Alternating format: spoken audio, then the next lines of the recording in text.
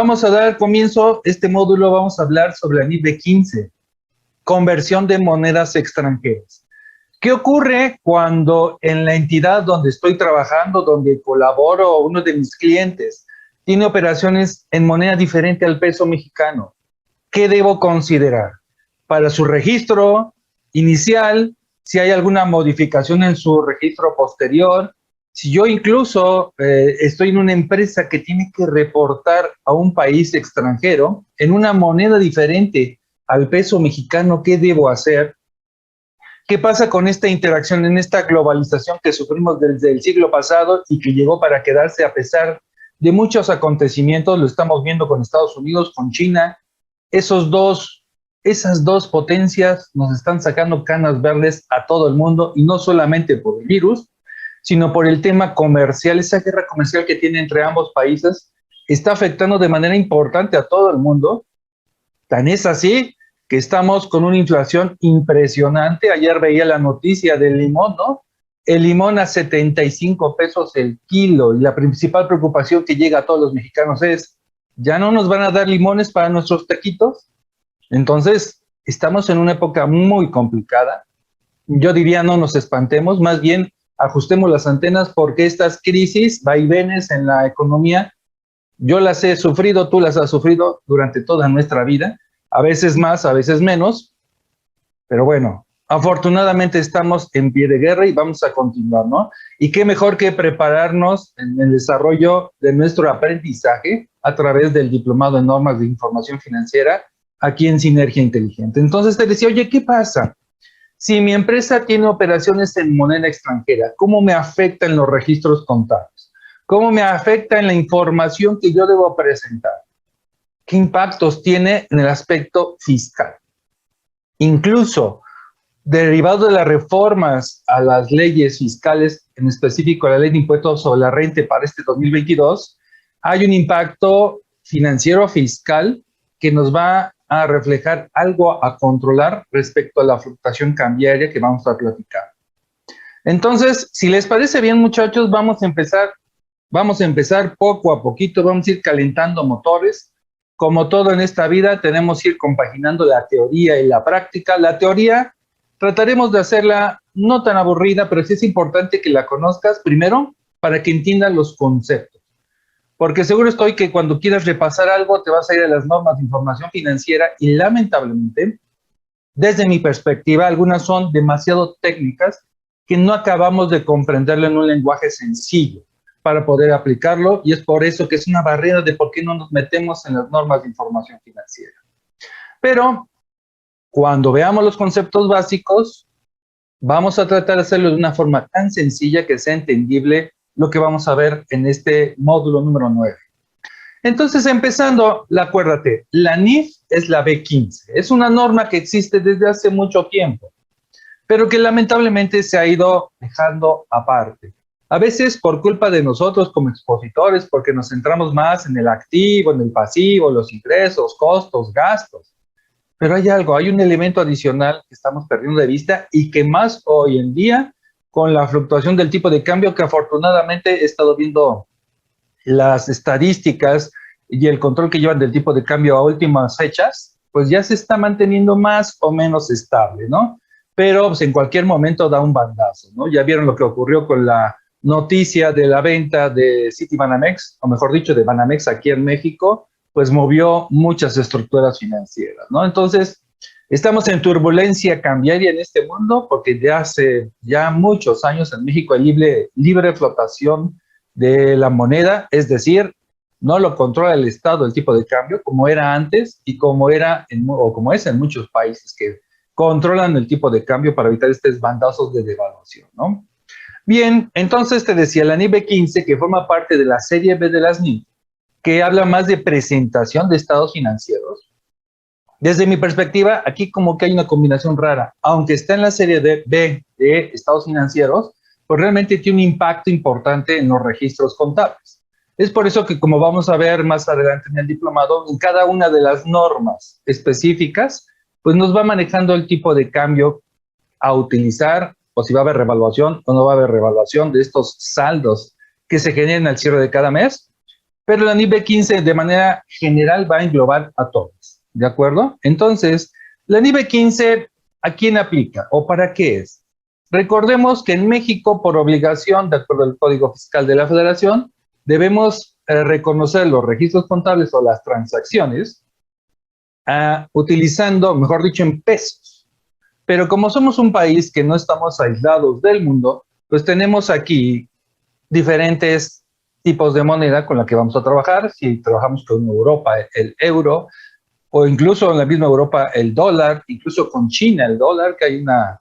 A mí me llama la atención que cuando se hacen operaciones con empresas chinas, pues, la moneda de intercambio es el dólar en lugar del yuan, o con Estados Unidos o con Sudamérica, generalmente la moneda que más se utiliza a nivel mundial es el dólar, ¿no? Pero eso no deja que podamos tener la posibilidad de trabajar con peso argentino, con la libra esterlina, ahorita que regresó, ¿no? Se había ido cuando formaba parte de Inglaterra de la Comunidad Económica Europea, pues había tomado como moneda el euro. Ahora con el Brexit se sale de la comunidad, se vuelve independiente y vuelve a retomar sus fueros la libra esterlina. Si hacemos operaciones con Canadá, en este acuerdo comercial que tenemos entre Canadá, Estados Unidos y México, pues existe el dólar canadiense, en fin. Hay un sinfín de monedas extranjeras con las cuales nosotros podemos estar trabajando. Pero, te decía, de acuerdo al Código Fiscal de la Federación, estamos obligados, por aspectos legales, a mantener nuestros registros contables en moneda de curso legal, que para efectos actuales es el peso mexicano. Y digo para efectos actuales porque hace unos días alguien en redes sociales me contactaba, oye, yo dejé en libros un activo fijo que estaba en los viejos pesos. ¿Te acuerdas de los viejos pesos? Yo ya ni me acuerdo cuándo cambiamos. Que hubo una transición del peso al nuevo peso.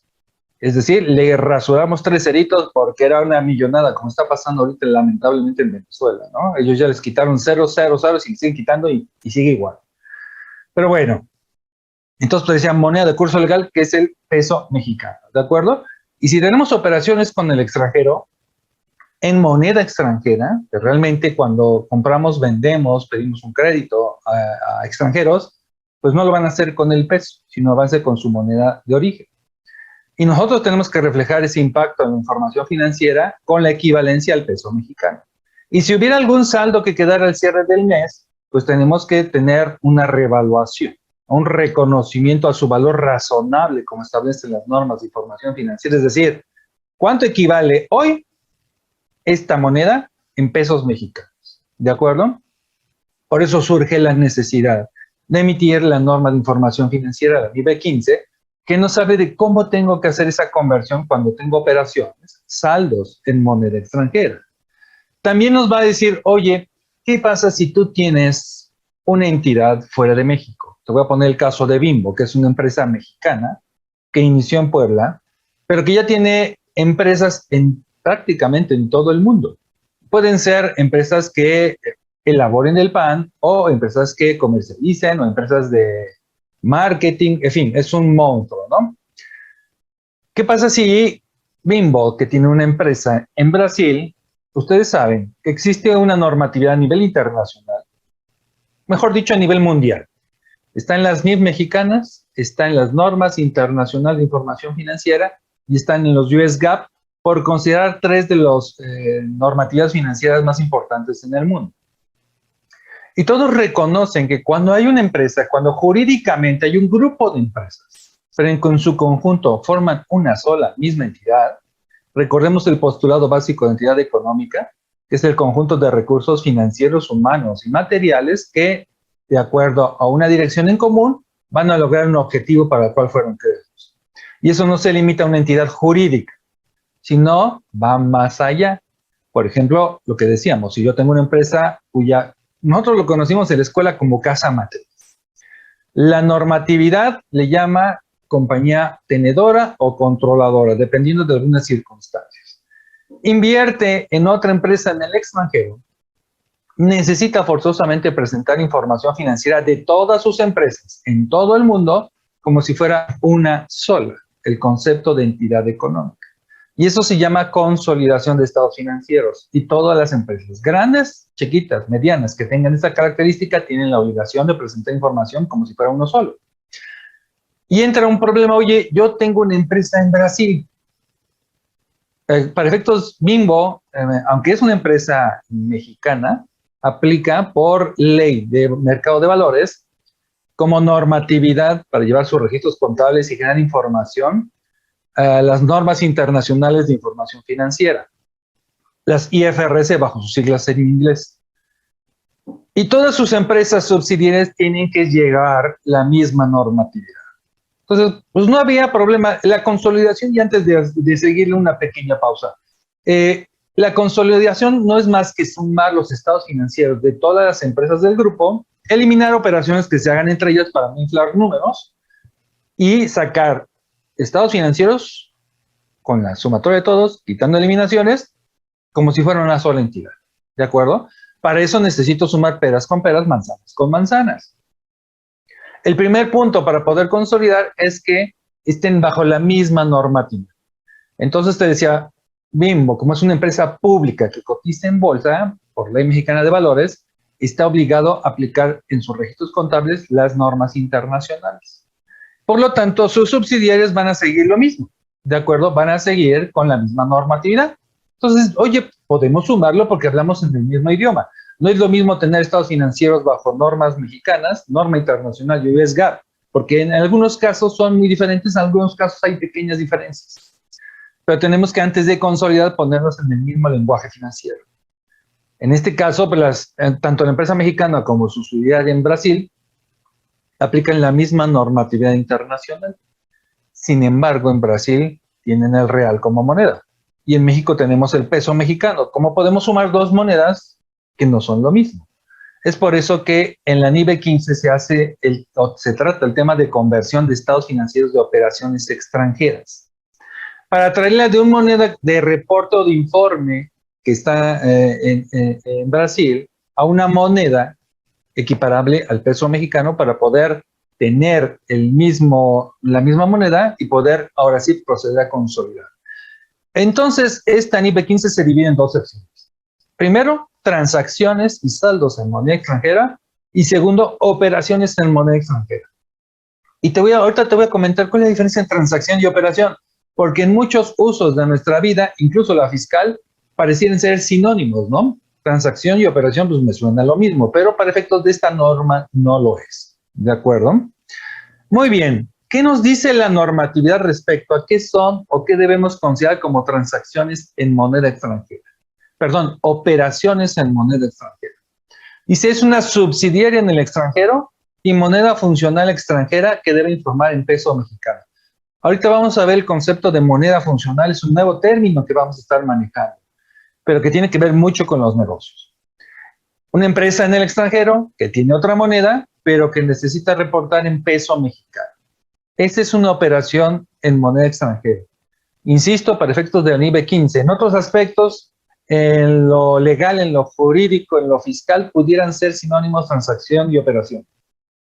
Pero para efectos de la normatividad del NIBE 15, que quede claro, cuando hablemos de operación en moneda extranjera, estamos hablando de estados financieros de una empresa en el extranjero. Así de sencillo, así de facilito, como dijeron los argentinos. Puede incluso haber una subsidiaria mexicana y la controladora en otro país. Aquí cambiamos, ¿no? Oye, yo necesito convertir, yo soy casa matriz, yo soy la controladora. El término en inglés que manejamos es holding, de hold, de retener, holding. Yo soy mexicana y mi subsidiaria está en el extranjero, necesitamos consolidar. Pero también puede surgir algo, y más en México, que un gran número de empresas grandes, de los monstruos, son subsidiarias de otra empresa, por ejemplo, un banco. Ahorita estaba escuchando a Santander que está apostando por adquirir Banamex, que posiblemente no se logre porque Santander es el segundo banco más grande de México. ¿Te imaginas si compra Banamex? Pues ya sería una tendencia hacia monopolio, los demás los pulveriza, ¿no? Pero bueno, imagínate que el Banco Mexicano de Santander está en pesos y Santander España, en donde está la controladora, está en euros. Ambas manejan IFRS. No hay mayor problema en cuanto a la normatividad, pero son diferente moneda. Entonces, si a mí me dicen, oye, tú México, mándame los estados financieros en dólares, necesito identificar, o más bien, conocer cuáles son las reglas para convertir mis estados financieros en peso mexicano a una moneda diferente, ¿de acuerdo? Que pudiera ser la moneda funcional. Insisto, ahorita vamos a ver qué es moneda funcional, nuevo concepto. Pero es lo que quiero dejar claro, que operación extranjera es cuando hablamos de una empresa en el extranjero que necesita consolidar en México y convertir su información a pesos, o bien una subsidiaria mexicana con una controladora con moneda funcional diferente al peso mexicano y que yo necesito reportarle mis estados financieros en una moneda diferente a la que estoy utilizando. Oye, me habías dicho que el Código Fiscal dice que es obligatorio llevar la contabilidad en pesos. ¿Por qué voy a convertirlo en una moneda diferente? Porque la contabilidad se queda en pesos. Lo que vamos a hacer es extra contabilidad, porque los estados financieros son un reporte que proviene de la información de la contabilidad, pero que no afecta a la contabilidad. ¿De acuerdo? Para ser un poco congruente. Ahora, ¿qué otro concepto tenemos que manejar en esta norma? Y hay un concepto de entidad informante. Recuerda, cuando hablemos de entidad, en palabras sencillas, estamos hablando de una empresa. Una empresa, si hablamos lucrativos, o de otra entidad que sea con propósitos no lucrativos, pero generalmente aplica a lo lucrativo, ¿no? Entonces vamos a utilizar esa entidad. Para ti, para mí son empresas, ¿de acuerdo? Puede ser persona física, puede ser persona moral, puede ser cualquier tipo de sociedad mercantil, sociedad civil, asociación civil, lo que tú consideres, eso es una entidad, ¿de acuerdo? Bueno, ahora, ¿a quién le llamo entidad informante? Pues mira, es la que va a informar su situación financiera, su desempeño financiero a través de los estados financieros, y que puede ser una empresa o una entidad en lo individual. ¿Por qué en lo individual? Porque te decía hace rato, pues que podemos consolidar estados financieros, ¿de acuerdo? Pero cada empresa en su propio cumplimiento de obligaciones de carácter jurídico, mercantil y fiscal, tienen que emitir su propia información de manera individual. Entonces, para este tipo de empresas tienen dos obligaciones, individual y el consolidar, ¿de acuerdo? Esa es la empresa informante. La empresa que tú y yo conocemos normalita, esa es una empresa, una entidad informante. Controladora es la que tiene inversión en acciones en otras empresas y las controla. Pues ellos también tienen la obligación de emitir estados financieros y es una entidad informante, ¿de acuerdo? Tenedora, aquella empresa que tiene acciones en otras, pero que no las controla. Tiene influencia significativa, es decir, no decide qué van a hacer, pero influye en las decisiones de cómo va a financiarse y operar las demás empresas, ¿de acuerdo?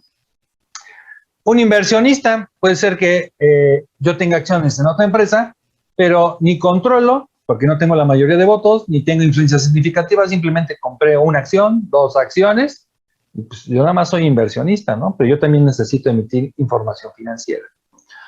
O la que participa en entidades o en negocios conjuntos. ¿Qué es eso de negocio conjunto? Por ejemplo, una asociación en participación, tú y yo nos unimos para hacer un negocio y el control es conjunto. ¿Qué quiere decir? Que tú y yo vamos 50 y 50. Nadie domina nada si todo se tiene que hacer por mutuo consentimiento. Es una forma más de hacer negocios en este mundo. Entonces, incluso una asociación en participación, aunque jurídicamente no tiene personalidad jurídica propia, es un negocio. Y bajo el concepto de entidad, debe preparar información financiera a través de sus estados financieros. ¿De acuerdo? Entonces, todo este tipo de situaciones es la entidad informante, la que va a informar su situación financiera a través de estados financieros. Ahora, ustedes saben que hay diferentes tipos de moneda. No me refiero al dólar, al euro, al yuan, al yen, no, sino dentro de la normatividad está marcando diferentes tipos de moneda que son las que vamos a ver y que vamos a entender o vamos a tratar de entender poco a poco. Tenemos la moneda extranjera, la moneda funcional, la moneda de registro y la moneda de informe. Insisto, todas están en México y todas coexisten en la información financiera, nada más que cada una va a tener un propósito diferente. Y ahorita lo vamos a ir viendo. Moneda extranjera, pues es cualquiera diferente a la moneda de registro. Acuérdate, ¿cuál es la moneda de registro en México?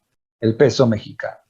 Cualquier moneda diferente al peso se considera moneda extranjera.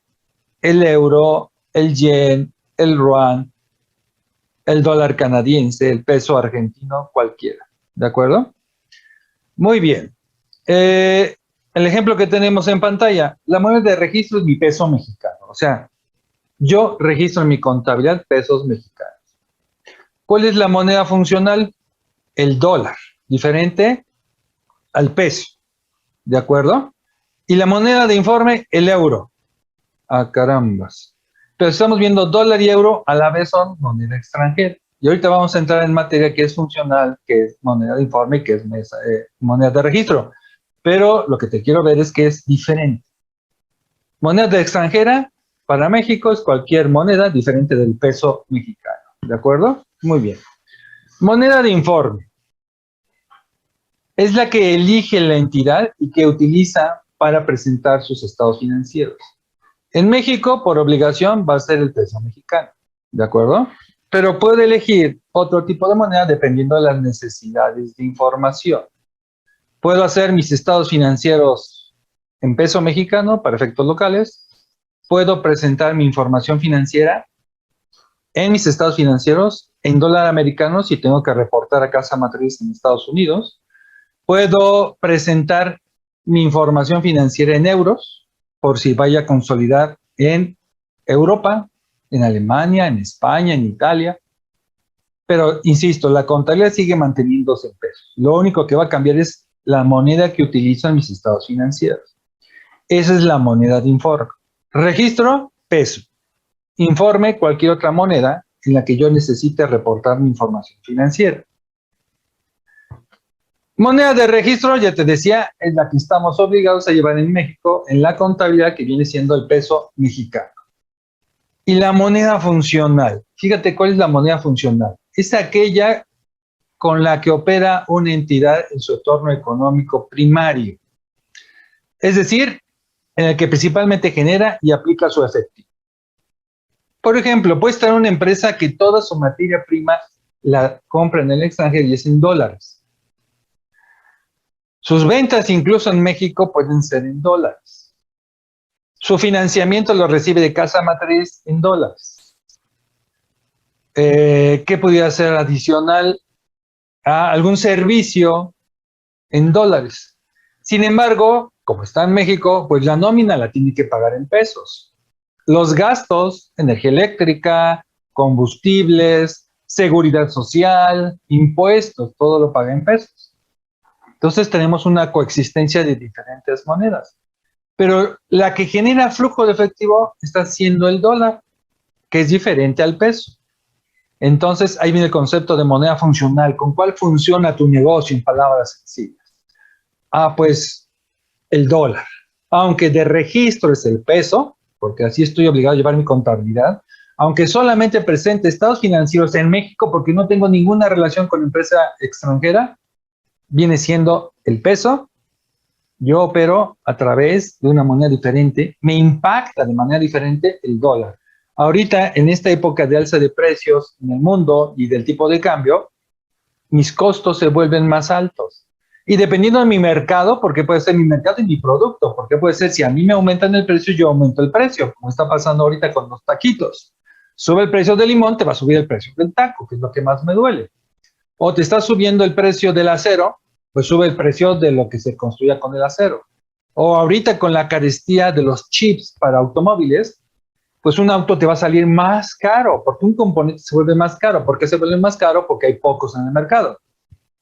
¿Te acuerdas de nuestras clases de economía? A menor demanda, perdón, a menor oferta y mayor demanda, y la tendencia del precio es subir.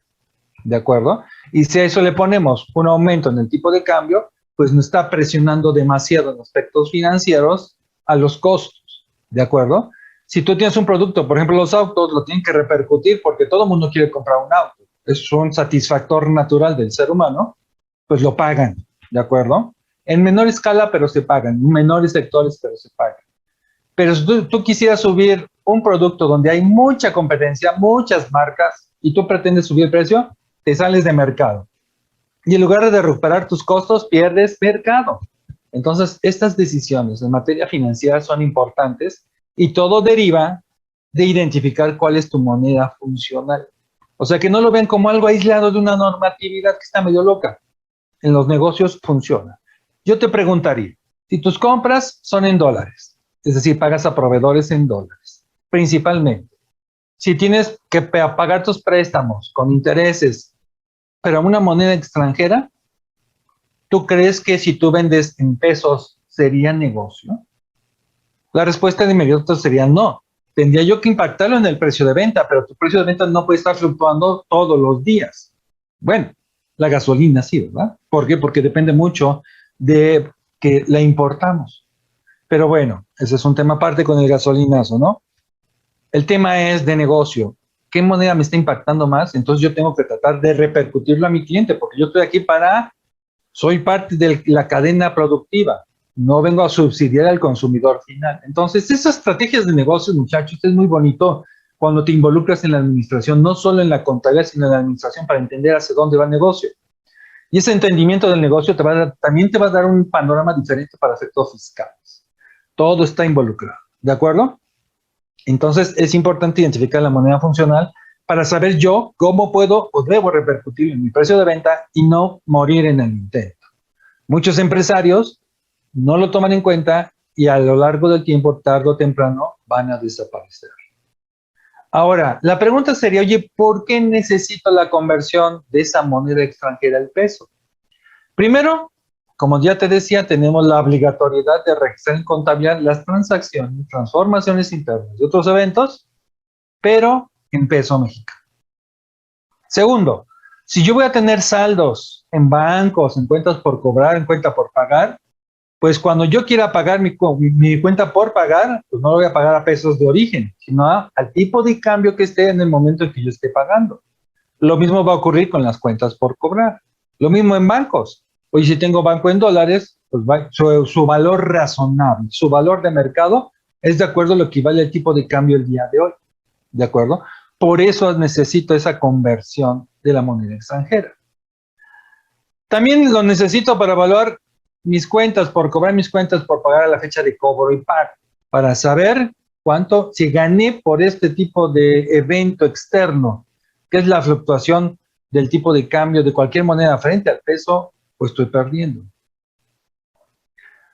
En materia de contabilidad, hay dos normas que manejan este concepto de partidas monetarias. Es la NIBE 10, que es un monstruo que está dormido, que le dieron un puntapié en el 2021 con más del 7% de inflación para que se despierte y se ponga a chambear, pero afortunadamente la NIF B10 nos dice, vas a volver a utilizar esos cálculos de B10 que estudiaste en la escuela, que hace mucho tiempo no lo viste. Es más, veo caras jóvenes, ustedes no saben ni qué es el B10.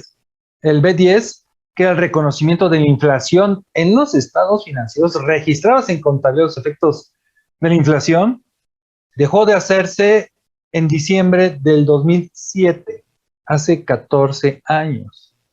Así ya va para sus 15 primaveras. Pero nos dice, cuando la inflación acumulada de los 3 ejercicios inmediatos anteriores supere la barrera del 26%, que la verdad no sé por qué el 26 y no el 27%, cuando supere el 26% acumulada en los 3 años anteriores, es decir, la inflación de 2021, 20 y 19 acumulada, no sumada, acumulada, exceda el umbral del 26%, regresas a hacer cálculos del B10. La complejidad es que ¿cuándo fue el último año que se aplicó? 2007. Desde ahí hasta ahorita reconocen inflación. Muchos no tenemos información de hace 2 años, pero imagínate, hace 14 años. Por eso rezo que no regrese y además porque sería un indicador nefasto de que en México está muy mal la situación. ¿De acuerdo? Veníamos con inflaciones de menos del 4%, 2%, 3% en promedio, y ahorita nos fuimos al 7%. 2022 empieza muy alto. Vamos a ver cómo el gobierno federal ayuda a controlar esta vorágine que dicen que impacta de manera mundial. Pues sí, pero hay algo que hacer. Muy bien. En materia de moneda extranjera, necesitamos identificar aquellas partidas monetarias de las no monetarias en moneda extranjera. ¿Por qué? Por el simple hecho, muchachos, de que las partidas monetarias se revalúan al cierre de mes o a la fecha de cobro pago. Y las partidas no monetarias nunca se van a revaluar, es decir, se quedan al tipo de cambio original en el cual fueron registrados en contabilidad. Por eso es importante identificar estas dos o estos dos tipos de partidas monetarias y no monetarias.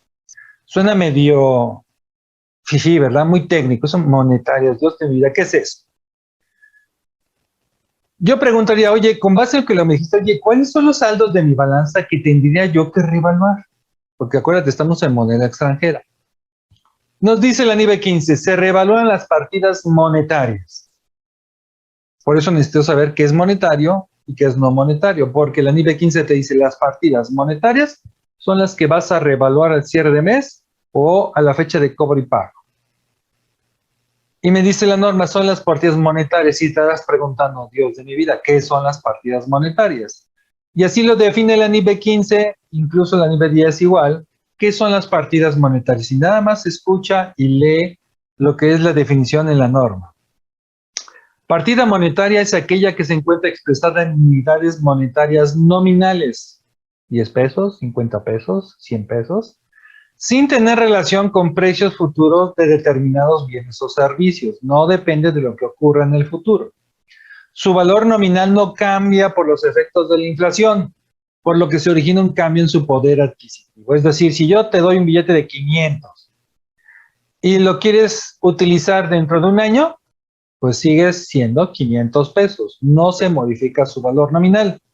Pero puedes decir, oye, sí, pero con los 500 pesos hoy puedo comprar 4 productos del que tú quieras. Y dentro de un año, con la inflación que me estás comentando, pues igual compro 3 o 2,5. Eso es poder adquisitivo. Puedo adquirir menos en el futuro, pero siguen siendo 500. O sea, el efecto de inflación no impacta en el valor nominal, siguen siendo. ¿De acuerdo? Es decir, las partidas monetarias son el efectivo, derechos a recibir efectivo y obligaciones de pagar efectivo. ¿Qué quiere decir? Que solamente esos conceptos sufren revaluación. Derechos de cobrar en efectivo, obligación de pagar en efectivo y el efectivo en sí mismo. Es una partida monetaria, por lo cual está sujeto de revaluación en los estados financieros en la contabilidad. Y tú me podías preguntar, oye, en mi balanza, ¿cómo las identifico? Porque efectivo, derechos de cobro, obligaciones de pago, como que todavía no me queda claro. ¿Cuáles son las partidas monetarias que debo identificar en mi balanza de comprobación?